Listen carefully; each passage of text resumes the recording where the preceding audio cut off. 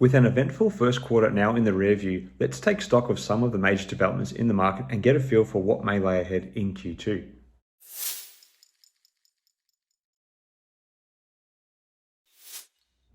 Hi again everyone, I hope you're all doing really well. So I thought I might do a quarterly review of the financial markets. It's been an eventful first quarter of 2023 and investors who bet on growth stocks have made major gains. The Russell 1000 Growth Index rose by almost 14% in the first 3 months of the year, while the value subset of the index barely budged.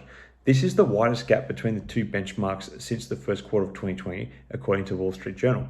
So what is causing the divergence? Simply the financial sector, which is the largest sector of the value index, has been hit by turmoil in the banking sector. On the other hand, the technology, communication services and consumer discretionary sectors, which are big in growth, are up by double digits.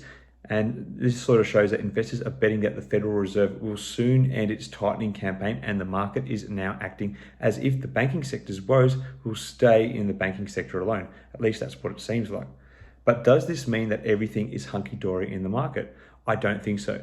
While it's true that Silicon Valley Bank and Signature Bank had idiosyncratic issues that led to their downfalls, it's worth remembering that lending standards are expected to tighten, and there will be less capital available to businesses and startups as a consequence. So less credit expansion means slower economic growth, and this has already been reflected in a Goldman Sachs estimate, which suggested that the impact of tighter credit will subtract about just shy of 0.5 percentage point of US gross domestic product growth in 2023. Going back to that Wall Street Journal article I've been referencing, the Federal Reserve's Senior Loan Officer opinion survey on bank lending practices is completed 4 times a year, and the fourth quarter of 2022 edition showed tightening terms for bank loans across the board, and large and small businesses for commercial and residential real estate, for credit cards and auto loans. Loan officers expected standards to continue to tighten, and this was before the bank turmoil. The next lending survey won't be available until early May, but other anecdotal and market-based measures suggest that the tightening is already happening. Deutsche Bank's high frequency financial conditions index has tightened to a level that has typically been associated with recessions. While the bond market appears shut to high yield borrowers, leveraged loans and private lending also look to have become less available and more expensive. All in all, these factors are not favorable for the borrower or for the stock market.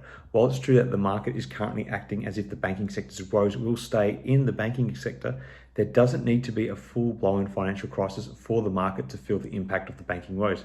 It already seems clear that lending standards will tighten and that there will be less capital available to businesses and startups, which would put clouds over any future growth.